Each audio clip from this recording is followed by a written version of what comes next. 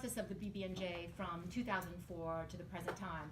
I've been at the UN working on issues related to oceans where the BBNJ was involved since 2004, so I've been at every ad hoc open-ended working group meeting since 2004, and as have others, many others in our group, and so I've kind of seen the ins and outs taking place over the past few years. We first just want to give a brief mention of who the High Seas Alliance is. We were established in 2011 once the ad hoc working group to look further and study issues on the BBNJ instrument was established. And so the High Seas Alliance came together. We're presently at about 41 environmental organizations from around the world, including IUCN, which is an intergovernmental organization. And our members are involved, as you know, in a variety of issues, and some are technical experts, such as Global Fishing Watch, and some are policy experts, and some are advocacy experts and communications. Really a broad range of expertise that is gathered here and also tomorrow and throughout this week, and so it's really exciting to have you all here for that, because we do this only once a year, and there's really a lot of discussions that we need to happen, and particularly now in this next period as we're moving into the details of the treaty negotiations.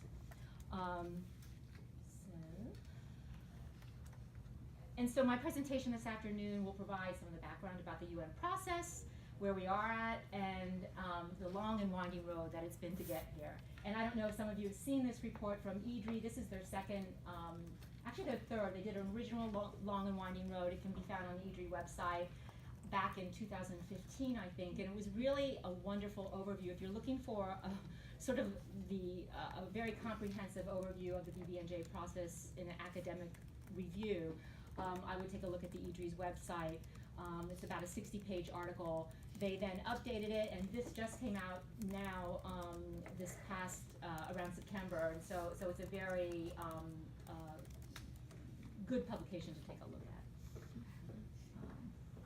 And so I think everyone here knows that the oceans cover 70% of the planet, and you're well versed on these facts that 64% of that is the high seas, covers 43% of the Earth's surface, which is, we always say, almost half the planet, and 40% is strongly impacted by human activities.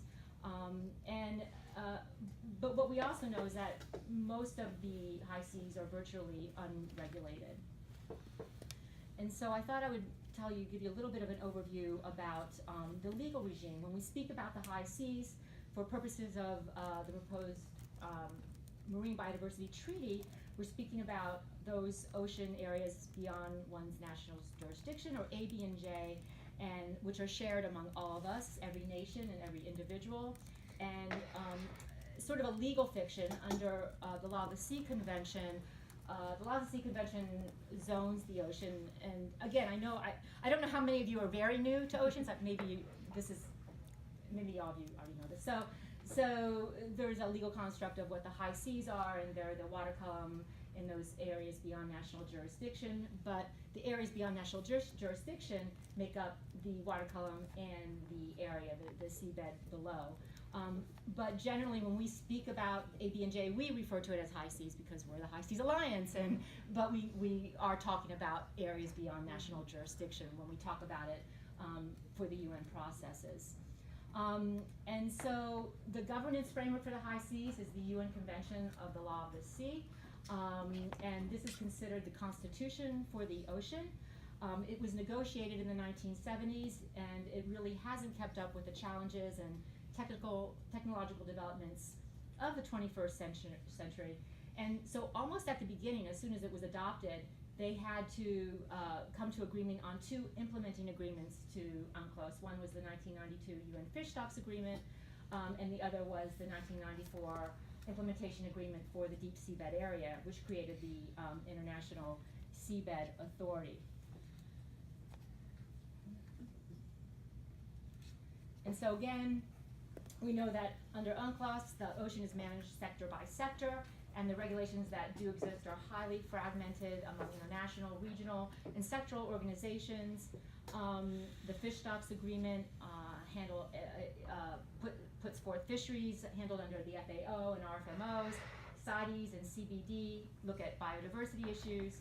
Shipping and dumping activities take place under IMO's jurisdiction, and the ISA handles exploitation of minerals and deep seabed mining. And so in some areas, all of these different jurisdictional oversight overlap and create complicated jurisdictional issues, and then in other areas there are many gaps. And so some of the gaps under the Law of the Sea Convention include that there's no coordinating mechanism for the establishment, monitoring, and enforcement of MPAs. There's no coordinating mechanism for conducting and review of environmental impact assessment. There's no way to regulate new and emerging uses. We saw this with the dumping of fertilization issue years ago, and then IMO had to go through complicated negotiations to finally get that regulated, but it makes it very difficult each time something new comes up, and that's happening all the time. And then management of impacts like anthropogenic noise and cumulative impacts across sectors is absent.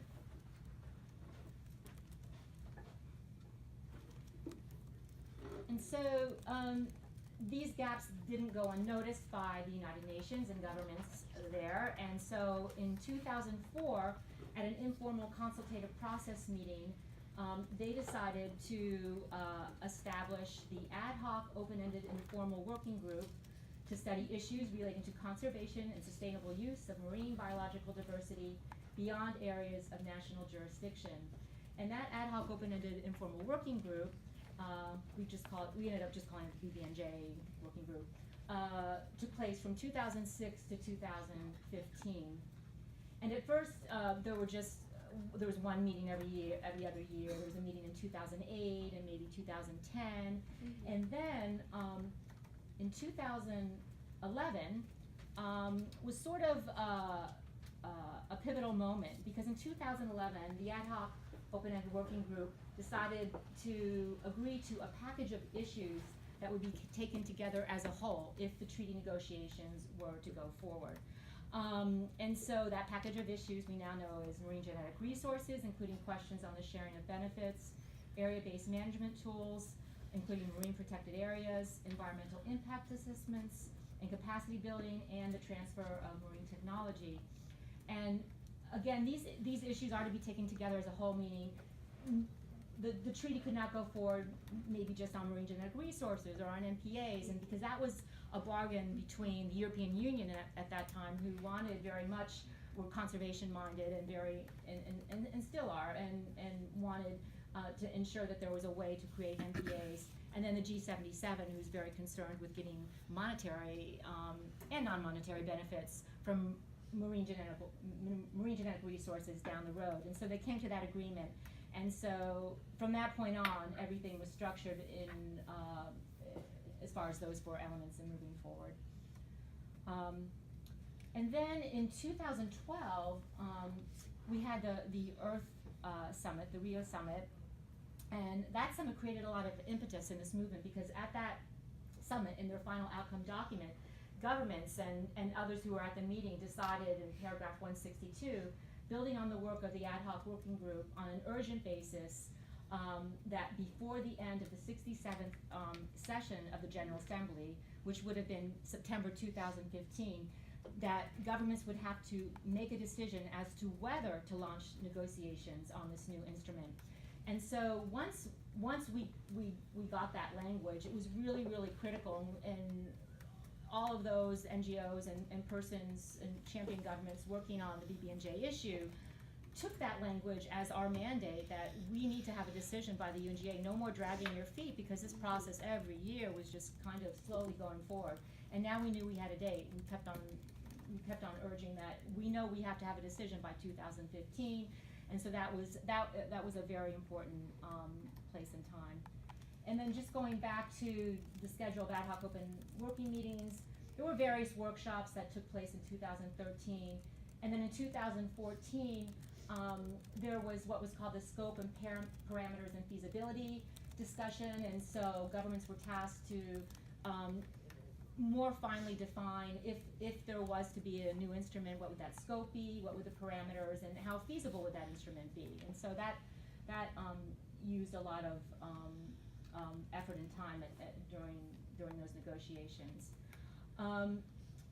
So then, in January 2015, at the last ad hoc open-ended working meeting, that was the historical breakthrough moment when governments agreed to move to the PrepCom process. And it really, we weren't sure it was going to happen at that time. And you can see there's a few people in here that are still involved. There's Elizabeth Kim with the US. There's Diri Lade in the middle with South Africa. He was leading, I think, the G77 at the time. And just, you know, you can see the energy in the room. I love that picture. No, we couldn't be in that room. No, that was emailed to me from someone. Yeah, he was there, and then he went to there. Well, I will tell you, actually, Andrew Friedman had just started at Pew, and he wasn't at. He had, because they didn't know Andrew yet, he somehow got, you know, no one knew who he was, and he was like under, like he was just like in a corner somewhere, I think he was giving us reports, but anyway, it was extremely exciting time. This was like, we were all outside, it's almost 3 o'clock yes, in the so I had morning, that picture of and us snowstorm, in we there. had to walk to our hotels. I think mine was way down. It took me about 30 minutes to get there, and I didn't see a living soul. At 3:30 in the morning, walking back. And there's no food to be had in the UN at 3 in the morning. So we're all camped out. It's exciting, and I'm sure those of you who want to experience this, there will be those moments. Take us next with you. And this was at the end when everyone had agreed to that, really, and everyone's clapped. I still love that moment. It's really great. And so that was in June, that was January 2015, but there still had to be a resolution that was passed for the modalities of the PrepCom.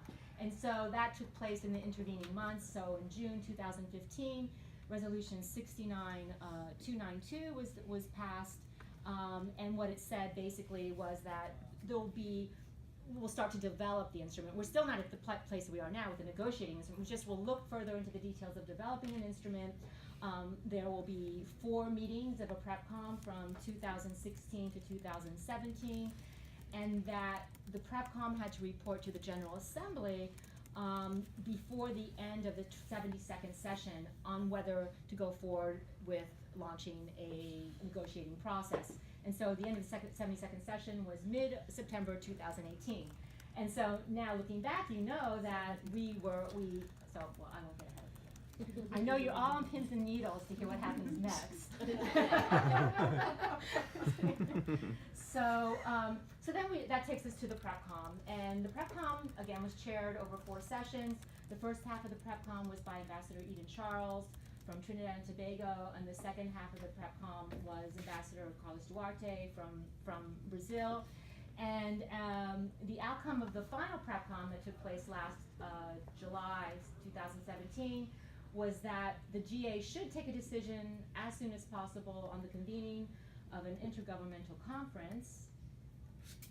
And they also, in that final report, provided textual elements of a draft text, and they divided it into sections. And because of the difficulties that both Russia and the US gave during that meeting, the caveat is neither A or B really reflect consensus. No one could say, okay, that's consensus. But the reality is Section A, which included non-exclusive elements for possible convergence, really was every single government except for the US and Russia at the time. And then Section B of the recommendations, which can be found if you're not familiar with the Dualis website that has all this information, because it's all there. I can forward to you that link, but Section B highlights the issues of convergence of that. And so once we had the PrepCom recommendation to the UN General Assembly, the next step was to have another modalities resolution, which was adopted in last December, Christmas Eve, 24th, 72249, and that resolution then provides that where we are now, that we know that we'll have 4 substantive sessions of the conference. We have 2 coming up in 2019, and then one additional one early 2020. And let's see, there was also an organizational meeting in last April that looked at the procedural matters of the conference, the rules of procedure, the voting, and the decision of how to prepare the zero draft for the instrument, because the whole purpose of the negotiating sessions that we're now entering into is to prepare this draft instrument. And so, leading up to the IGC1 over the summer, President Rina Lee from Singapore provided what was called the Aid to Discussion questions. And so those of you who were working within the High Seas Alliance then know that we prepared our own responses to the Aid to Discussions. They are quite detailed on our views, and we distributed them to governments to hopefully that they would incorporate our views into their own Aid to Discussions. And then that was taken, the Aid to Discussions was the basis for the IGC meeting held in September. At the time, Ambassador Lee had asked the governments not make any submissions. And so what we also know coming out of this last September meeting is that Rina Lee will release some kind of draft text document by February 25th. We think it'll be by February 1st, actually, which will be very helpful because we want to use it in workshops that we're doing, and there's a lot of preparation that we need to do. And it's likely that that draft text will be in the form of options under sort of headers and then options. And then those of you who have been working in our policy group know that we're also within the High Seas Alliance have a draft legal working group, and we're also trying to come up with our own draft text just so that we don't want to wait until February and see where we may need to do work, because it does take a long time. And in fact, a group of folks are now meeting parallel to this meeting, working on that right now, because it was just an opportune time that they could get together in person. And so there's a lot going on, and you'll hear all about it this week, because we will have a discussion on the draft text and where we are on that as well. I just put this slide. Actually, this is, I'll be providing some slides on areas of convergence on MPAs and EIAs tomorrow, but this is just another thing I wanted to mention, that each of the facilitators at the end of the meeting, as you all know, reported on the areas that they saw there was general convergence, and then they also discussed those areas that need further work. And so there's a lot of detail and body of work out there, and it's just now we're in the point of just trying to examine and discuss, and this week is for us as High Seas Alliance to sort out where are our positions and where are our red lines, and it's going to be a really interesting meeting. And so again, moving forward, we know we have the next IGC March 25th through April 5th, March 25th, April 5th, IGC 3 August 19th through 30th, and then the IGC 4 early 2020. And so this is just a timeline and provides all the different dates that I just mentioned and where we began. And so you can see that it has indeed been a very long and winding road, and it's not over. And frankly, I don't think it'll be over in 2020. Even if we have an agreement, there will be so much to hammer out as far as annexes, and it's, you know, so I'm not sure I'll be around when all this is finalized. Some of you younger ones in the room will be taking it forward, but it's a great, exciting time. And I think just taking a look at this review of how far we've come also, it highlights the significant efforts made by really a lot of people, that many with governments who aren't even in the process anymore. A lot of people have come and gone, and hi, Simi. And it also, so it highlights that how rare this opportunity is. This kind of, we don't, a process going on for almost 20 years. It's not going to come along again, at least in my lifetime. And so we have about 18 months to see and get the language as best we can. So we do have our work cut out for us, but I know, as Nelson Mandela said, it always seems impossible until it's done. So thank you very much for your attention on that.